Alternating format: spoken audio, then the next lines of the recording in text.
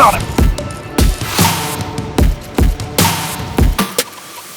Welcome to Fish North Georgia the Guide. Here's Joshua Little.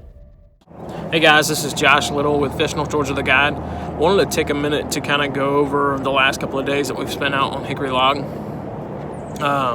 Hickory Log is a small reservoir. Well, say small, it's actually a fairly large reservoir in Canton, Georgia. The parking lot is small. It is $5 per vehicle. There's one boat ramp. So my recommendation is get there early. Otherwise, you're going to be fighting with everybody trying to load in and out of right there at the ramp. It is an electric-only lake.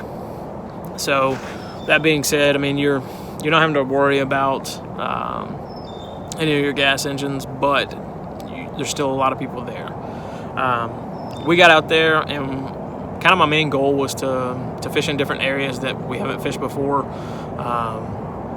Kind of go further back towards the dam, right at the dam, and search those areas, find the fish, see if they're running shallow or if they're out in the deep still. And this was just kind of a, hey, let's just see what the lake's doing. I get out there, and I was throwing the trick worm by Zoom on a 4/0 EWG. Got my got-to hook and throwing it on 12-pound fluorocarbon. I'd toss it out there. The fish would pick it up, take off with it, and then drop it, or they'd hit it just enough to, when you go to set the hook, they weren't there. Just seemed like it was too big of a meal for them almost. But the fish didn't seem like they were enormous fish. So what I did is I actually switched up and went to a smaller trick worm style, and this is a Foxed Up Lures finesse trick worm, and the color is methylate.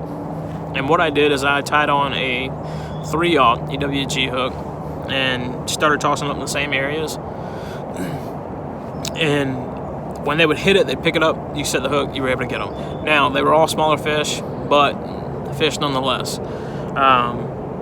We found these fish back in the deep pockets. There was a lot of thick grass, and it was kind of a transition. The first part of the day, the smaller bass were up next to the bank in between large grass, and then you've got a little bit of open water, and then you've got the bank.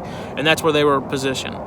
As the sun got higher, the fish moved from the back side of the grass to the front side of the grass, and that's where they would be. Take the trick worm, toss it out there, and most of the time as it would fall, they'd hit it on the fall. Every now and then, as it started to fall, I'd just kind of jerk it, kind of like similar to jerk bait, or like you normally would with a trick worm, just kind of pop it. Give it a little bit of action. That seemed to get the bite going. I broke off the leader that I had tied on, and instead of retying a leader, what I did is I just tied on the finesse worm onto the braid that I had. It was a 20-pound braid, but as soon as I started tossing it up there, the bite just stopped completely.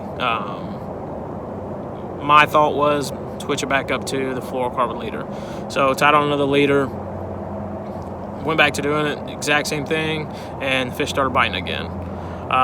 As we made our way back out of the back pockets, you get kind of closer to the front of the pocket itself, and you see a little bit bigger fish. They were still in the thick grass, and what I decided to do was to switch up with a fluke, and of course it's a Zoom fluke that the color is ham bone, and I have a 4/0 EWG hook tied on with it. And more or less, as you got further out, water got deeper, clarity got a lot better. Clarity went from that 3-foot range to about 8 to 10 foot. Water reminded me a lot of Lake Lanier, that blue, almost parts of it greenish, but the clarity was just insane. And you could see the fish down there.